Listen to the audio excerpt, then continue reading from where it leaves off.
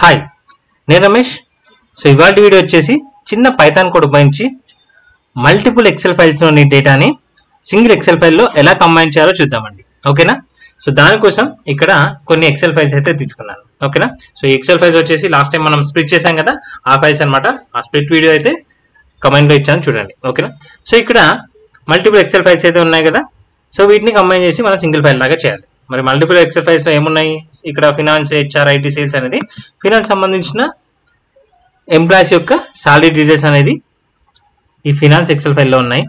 ఓకేనా? ఈ విధంగా ఫినాన్స్ ఎక్సెల్లో ఎంప్లాయీ నేమ్ అండ్ సాలరీస్ ఇలా ఉన్నాయి.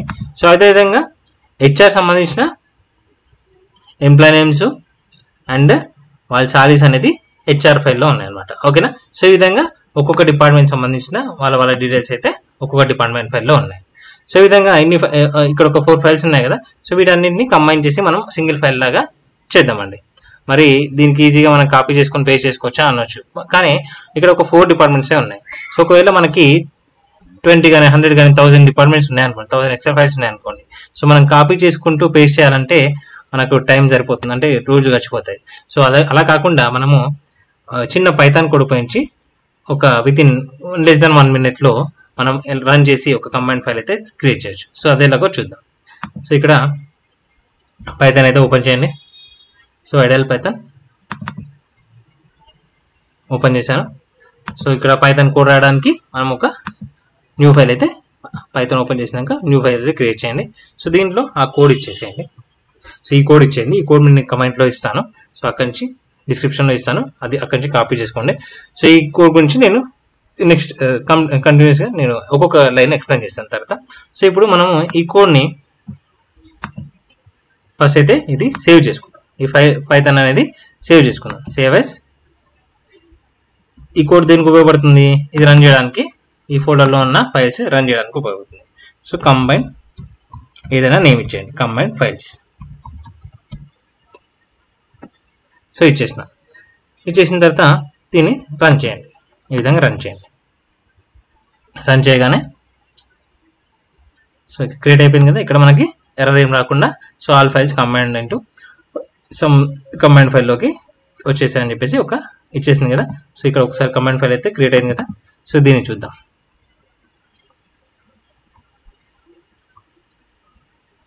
సో ఈ విధంగా మనకు డిపార్ట్మెంట్ అని ఫినాన్స్, హెచ్ఆర్, ఐటీ అన్ని కలిపి సో ఫస్ట్ కాలంలో ఈ విధంగా మనకి అన్ని అపెండ్ అయిపోయి వచ్చాయన్నమాట.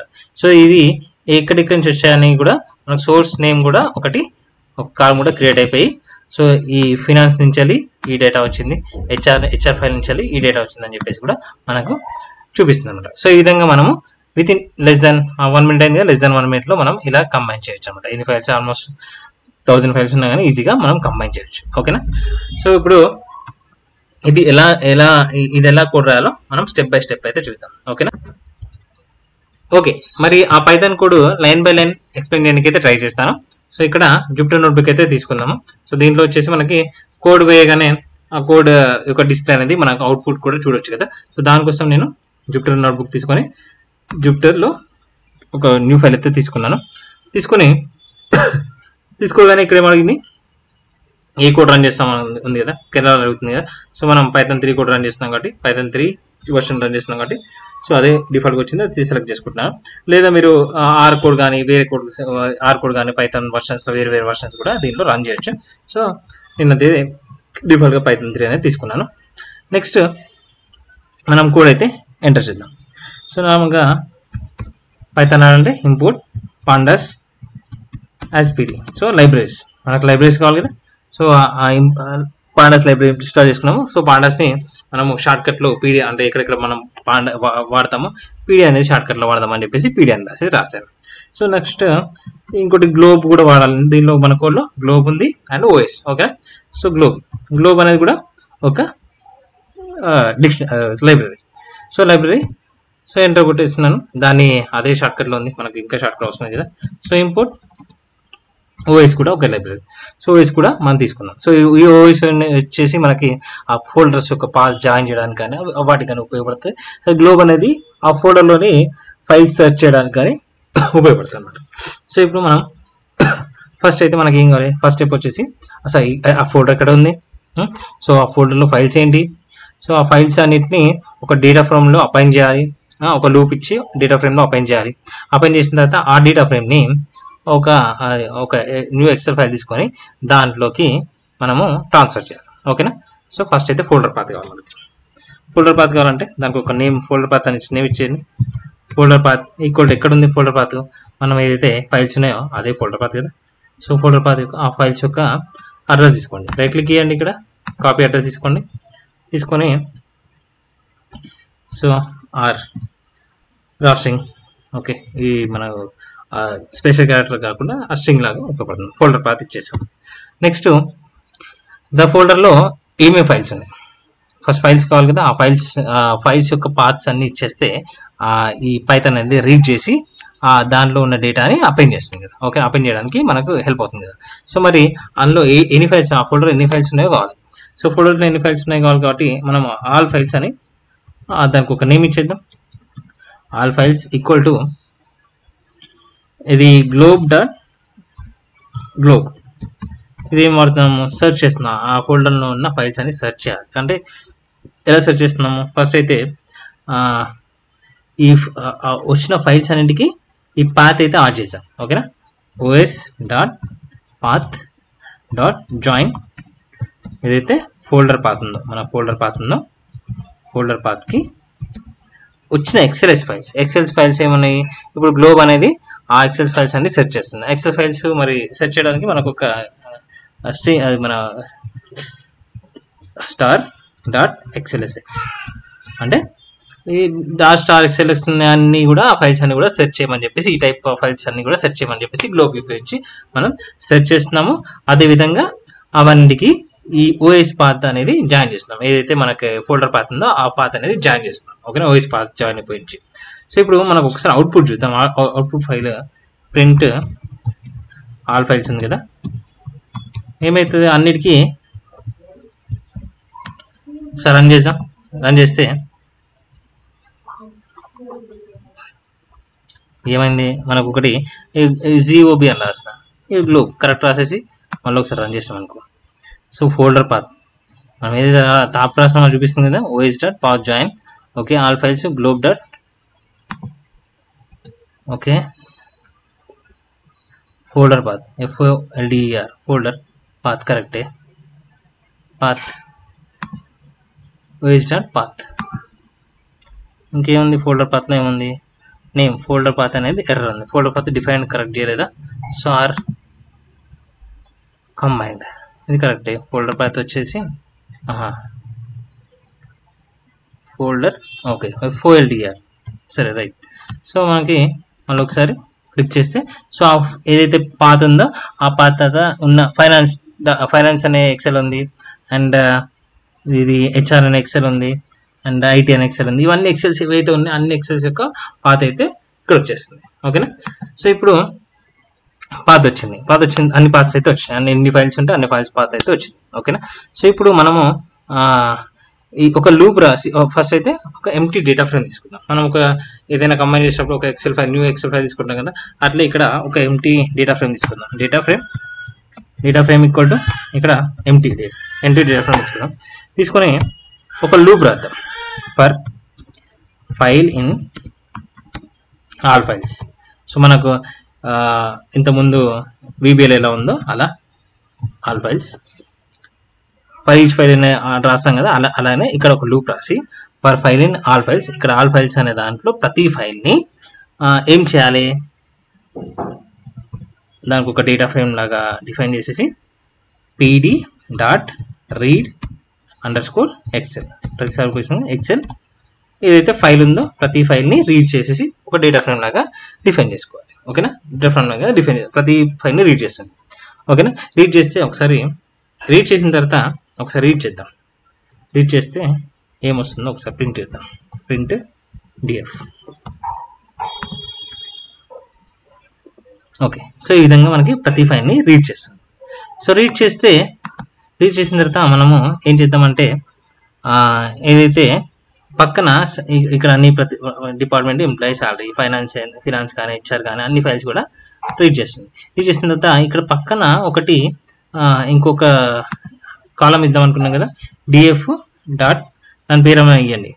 ఒక కాలం డిఫైన్ చేయాలంటే ఆ డేటా ఫ్రేమ్లోని కాలం నేమ్ ఇస్తే సోర్స్ అని ఇచ్చిన పర్లేదు, సోర్స్ అండర్ స్కోర్ నేమ్ అని ఇచ్చిన పర్లేదు, ఏదైనా ఇచ్చింది. Okay, source under score name equal to ఈ సోర్స్ ఏదైతే ఈ ఫైల్ ఉందో ఆ ఫైల్ నేమ్ ఇచ్చేద్దాం అనుకున్నాం. ఫైల్ నేమ్ పెద్దగా ఉంది కదా, బెటర్ బేస్ నేమ్ ఏదైతే ఉందో అది ఇచ్చేద్దాం. OS dot path dot base name of file, అంటే ప్రతి ఫైల్ లూప్ అవుతూ ఉంటుంది. సో దానికి ఆ సోర్స్ అనేది ఈ ఫైల్ యొక్క బేస్ నేమ్ అనేది డిస్ప్లే అవుతుంది. ఒకసారి మనం రన్ చేద్దాం. ఇది చూడండి, ఫినాన్స్, దాని పక్కన సోర్స్ అని వచ్చేసి ఫినాన్స్ డాట్ ఎక్స్ఎల్ఎస్. సో ఈ విధంగా మనకి వచ్చేసింది అనమాట. సో ఈ విధంగా డేటా ఫ్రేమ్ అనేది అయింది. బట్ ప్రతి దాంట్లో అన్ని డేటా ఫ్రేమ్లు వచ్చినాయి. బట్ మనకు కావాల్సినది అపెండ్ చేస్తాం. ఒక ఎంటీ డేటా ఫ్రేమ్లోకి ఈ డిఎఫ్లన్నీ అపెండ్ చేద్దాం. సో అప్పుడు ఏం చేస్తున్నా, data frame dot append of DF. ఓకేనా. సో ఒకసారి రన్ చేద్దాం. Print data frame. సో ఒకసారి ప్రింట్ చేసాం. ఓకే, అపెండ్ అయినాయి. ఇది ఒకే డేటా ఫ్రేమ్లోకి ఇవన్నీ కూడా అపెండ్ అయినాయి. సో అపెండ్ అయిన తర్వాత వేరు డేటా ఫ్రేమ్ అన్ని కలిసి ఒక ఫ్రేమ్లోకి అపెండ్ అయ్యాయి. సో ఇక్కడ అపెండ్ అయిన డేటా ఫ్రేమ్స్ అన్ని మనం ఏం చేద్దాం, అపెండ్ అయిన డేటా ఫ్రేమ్స్ అన్ని కింద రాద్దామా, అక్కడ రాద్దాం. డేటా ఫ్రేమ్ అపెండ్ అయిపోయింది. సో ఇక్కడ ప్రింటర్ వచ్చినా పర్లేదు, ప్రింట్ చేసినా పర్లేదు, ప్రింటర్ వచ్చినా పర్లేదు. ఓకే, అపెండ్ చేసినాక ఇవి కాంకాట్ చేద్దాం. సో కాంకాట్ చేసేసి ఈ అపెండ్ చేసిన ఈ డిపార్ట్మెంట్ ఫైల్స్ ఉండకుండా జస్ట్ అవన్నీ కూడా కాంకాట్ చేద్దాం. కాంకాట్ చేసి కంబైన్ దాని పేరు కూడా కంబైన్ అండర్ స్కోర్ డిఎఫ్ అని ఇద్దాం. కంబైన్ చేసిన డిఎఫ్ అనే పేరు ఇచ్చేసి కాంకాట్ pd.concat pandas.pd లైబ్రరీ ఉంది కాబట్టి pd.concat అనే ఫంక్షన్ యూజ్ చేసి pd.concat ఇది data frame dot comma index వచ్చేసి ఫాల్స్ ఇచ్చేద్దాం. సో ఇక్కడ మనం 012 ఇక్కడ ఉంది కదా, ఒక పని చేద్దాం. ఇక్కడ DF print data frame. Okay, right, అంతే. సో కంబైన్ pd.concat ఈ ఏదైతే ఉందో 012 అన్ని రిపీట్ అవుతున్నాయి కదా. సో మనకు నెంబర్ వైజ్గా ఒకే నెంబర్ వచ్చేటట్టుగా ఏదైతే హెడింగ్స్ అయినా ఇగ్నోర్ అయిపోయి జస్ట్ ఇండెక్స్ వచ్చేటట్టుగా 012 రిపీట్ కాకుండా మనకు ignore under score index is equal to true అని ఇచ్చేద్దాం. ట్రూ అని ఇచ్చేసి ఒకసారి దీన్ని కూడా కంబైన్ డిఎఫ్ని కూడా ప్రింట్ చేద్దాం. కంబైన్డ్ ఎలా వస్తుందో చూద్దాం. డిఎఫ్ ఒకసారి రన్ చేద్దామా. సో ఇప్పుడు మనకి ఆ హెడింగ్స్ అన్ని వెళ్ళిపోయినాయి. సో 0123456 ఈ విధంగా మనం ఫినాన్స్, సోర్స్ నేమ్, శాలరీ అవన్నీ కూడా వచ్చేసినాయి. సో ఇప్పుడు వచ్చేసిన తర్వాత ఇక్కడ ఈ కంబైన్ డిఎఫ్ అనేది మనకి కంబైండ్ అయిపోయి వచ్చేసింది. సో ఇప్పుడు మనము ఒక ఎక్సెల్ ఫైల్ కొత్త క్రియేట్ చేసి దానిలోకి ఈ కంబైన్ డిఎఫ్ ఉంది కదా, సో దాని అయితే ట్రాన్స్ఫర్ చేద్దాం. సో మరి ఎక్సెల్ ఫైల్ క్రియేట్ చేయాలంటే ఎక్కడ క్రియేట్ చేయాలి, మళ్ళీ అదే ఫోల్డర్లో ఒక దాకా క్రియేట్ చేస్తాం, లేదా వేరే ఫోల్డర్లో కూడా క్రియేట్ చేయొచ్చు. సో నేను అదే ఫోల్డర్లో క్రియేట్ చేస్తాను. అవుట్పుట్ ఫైల్ వచ్చేసి దానికి ఒక నేమ్ ఇచ్చేసి అవుట్పుట్ ఫైల్ అని వచ్చేసి output file is equal to os.path.join. ఆ పాత్కి జాయిన్ చేసేసి ఇది folder under score path comma పేరు ఒకటి క్రియేట్ చేసిన ఏమని combined all files or something combined అని రాసేస్తున్నా combine.xlsx. ఓకే, సో అవుట్పుట్ ఒక ఫైల్ క్రియేట్ చేసినాం. సో దాంట్లో మరి ఈ అవుట్పుట్ ఫైల్లో ఈ కంబైన్ డిఎఫ్ అనే డేటా ఉంది కదా, ఈ డేటా ఫ్రేమ్ ఉంది కదా, ఈ డేటా ఫ్రేమ్ అనేది ట్రాన్స్ఫర్ చేయాలి. కాబట్టి combined under score DF dot to under score excel. ఓకేనా. 2_x అనేది ఆ ట్రాన్స్ఫర్ ఆ డేటా అనేది ఈ డేటా ఫ్రేమ్ అనేది ఆ డేటా ఫైల్లోకి ట్రాన్స్ఫర్ చేస్తాయి. ఏ ఫైల్లోకి?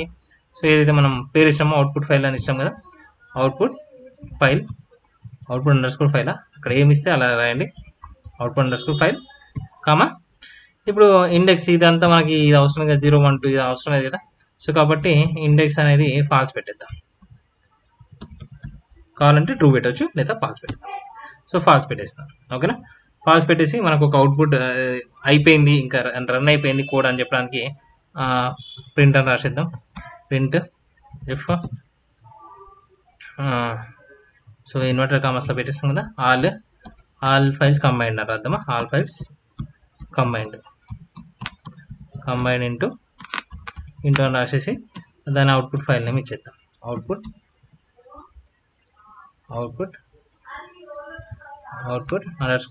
_ఫైల్. సో ఇక్కడ వచ్చేసి ఇన్వర్టర్ కామర్స్ క్లోజ్ చేసి ఓపెనర్ క్లోజ్ చేస్తే జస్ట్ రన్ కొట్టాం అనుకో. ఓకేనా. So all files combined into that C folder ఏదైతే ఉందో combined.xls అనేది వచ్చేసింది. సో దీన్ని ఒకసారి రీడ్ చేస్తే నీకు అవుట్పుట్ కనిపిస్తుంది, లేదా ఆల్రెడీ ఇక్కడ క్రియేట్ అయింది కదా, ఒకసారి మనం రీడ్ చేయనక్కర్లేదు కదా. ఏదైతే ఇక్కడ ఉందో ఫోల్డర్లో ఒక కంబైన్డ్ ఫైల్ అనేది క్రియేట్ అయింది. సో ఒకసారి ఓపెన్ చేద్దాము.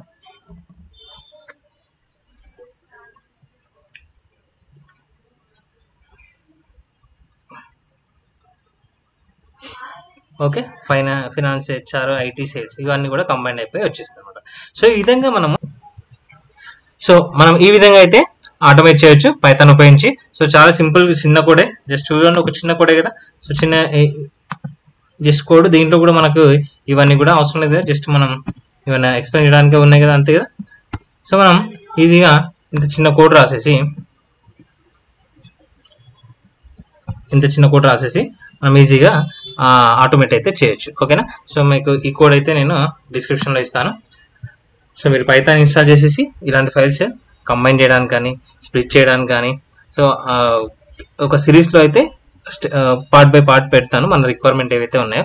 సో మీకు కూడా రెగ్యులర్గా వచ్చే రిక్వైర్మెంట్స్ రెగ్యులర్గా చాలా టైం పడుతుంది, time taking, same routine work అనుకోండి. సో ఆ రొటీన్ వర్క్ని మనం ఆటోమేట్ చేయవచ్చా లేదా, ఆ స్కోప్ ఏమందా చూసి మనం ఆటోమేట్ చేయడానికి ట్రై చేద్దాం. ఒకవేళ మీరు రిక్వైర్మెంట్ ఉంటే ఒకసారి నాకు పింక్ చేయండి. సో నేను దాని మీద వీడియో చేయడానికి అయితే ట్రై చేస్తాను. Thank you.